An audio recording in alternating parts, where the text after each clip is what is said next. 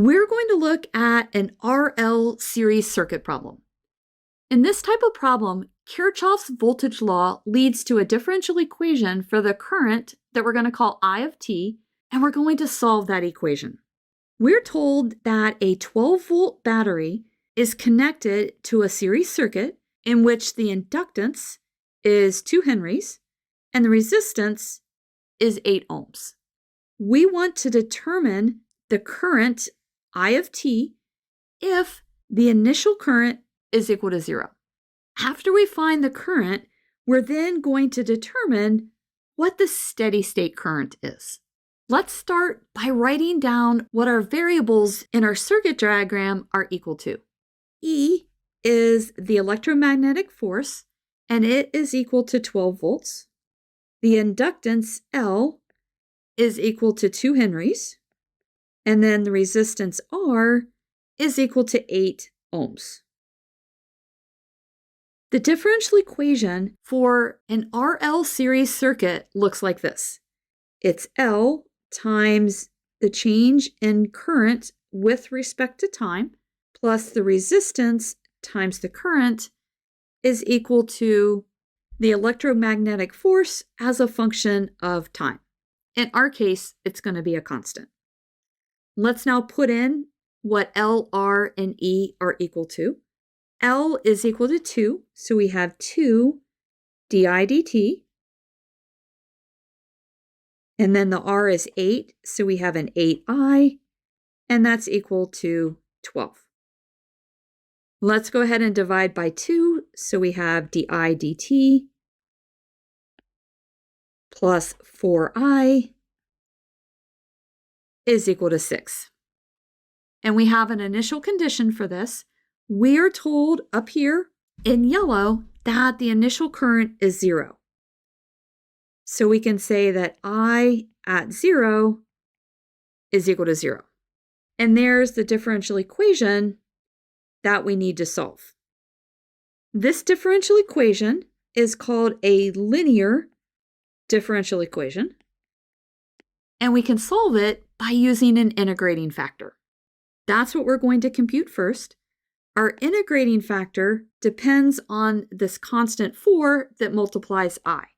Our integrating factor, mu of x, is e to the integral of 4 times dt, so this is just e to the 4t. We're going to take that integrating factor and we are going to multiply every term in our equation by that. So we have e to the 4t times di dt plus 4e to the 4t times I is equal to 6e to the 4t.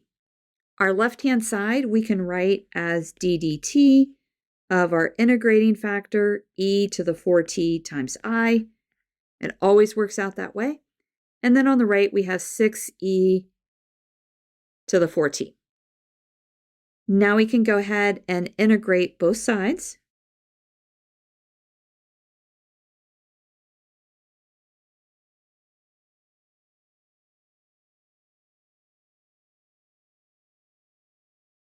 On the left, we just have e to the 4t times I. And then on the right, we have 6e to the 4t, but we need to divide by 4. And then we'll add on our arbitrary constant c. If we solve for I, we find that I is equal to 3/2 plus ce to the minus 4t. Now let's go ahead and solve for c using our initial condition that I at 0 was equal to 0. So we have I at 0 is 3/2 plus c times e to the 0, which is just 1, and that's equal to 0. So this tells us that c is minus 3/2. And let's write this as minus 1.5. And we can write this one as 1.5 as well. So over here on the left, we can write down that I of t, that's our current at time t, is equal to 1.5 times 1 minus e to the minus 4t. And there's our expression for our current at time t. And of course, we need units. Current is measured in amps. So let's write down amps. And then we'll highlight that as well. Now we can answer the second question, and that is to determine the steady state current. To do that, all we have to do is take the limit as t goes to infinity of our current. So we have the limit as t goes to infinity, 1.5 times 1 minus e to the minus 4t.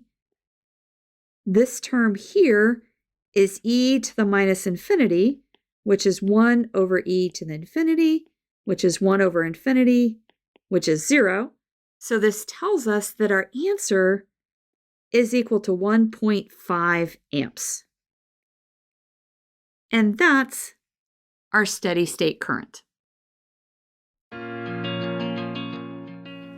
If this video has been helpful to you, please consider subscribing to my channel. Keep believing in yourself and have a great rest of your day.